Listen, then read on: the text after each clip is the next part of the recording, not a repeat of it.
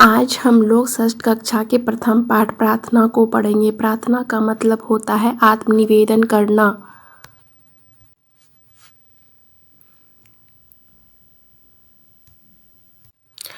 प्रार्थना पाठ में 2 पद है।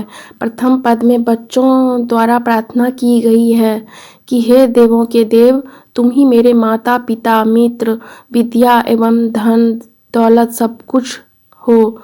तुम्हारे सिवा इस संसार में मेरा कुछ नहीं है, क्योंकि केवल तुम ही सत्य हो। संसार असत्य नाशवान है, इसलिए तुम हमें सद्ज्ञान से भर दो ताकि हम जीवन सत्य को जान सकें।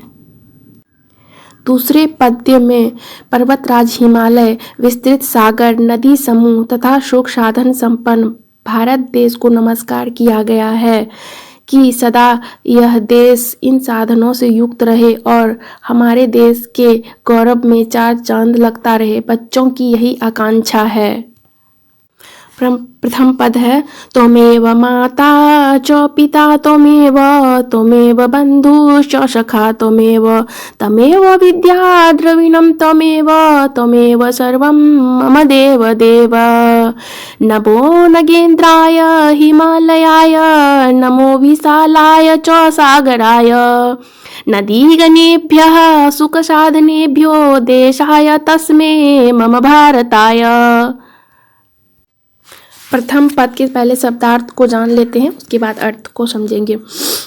त्वम, तुम, एव ही, बंधु का मतलब भाई, सखा मित्र, च और, विद्या ज्ञान, द्रविणम धन और दौलत, सर्वम सब कुछ, मम मेरा। हे ईश्वर, तुम ही मेरे माता पिता, भाई बंधु, विद्या बुद्धि तथा धन दौलत सब कुछ हो। तुम ही इस संसार के पालन करता हो।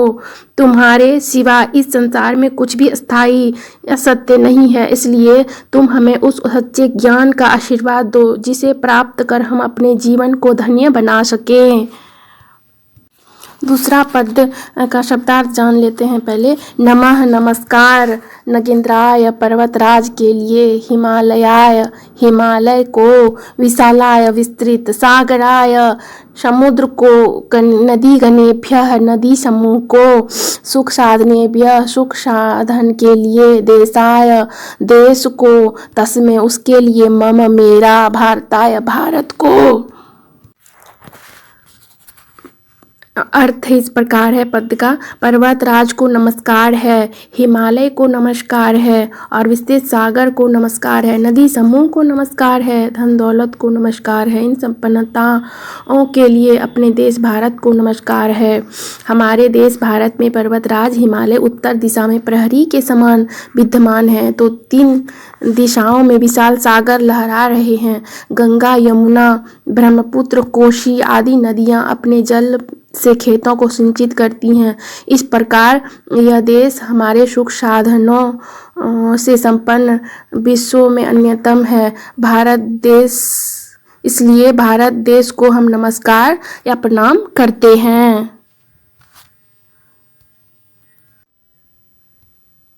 पाठ देखने के लिए बहुत बहुत धन्यवाद।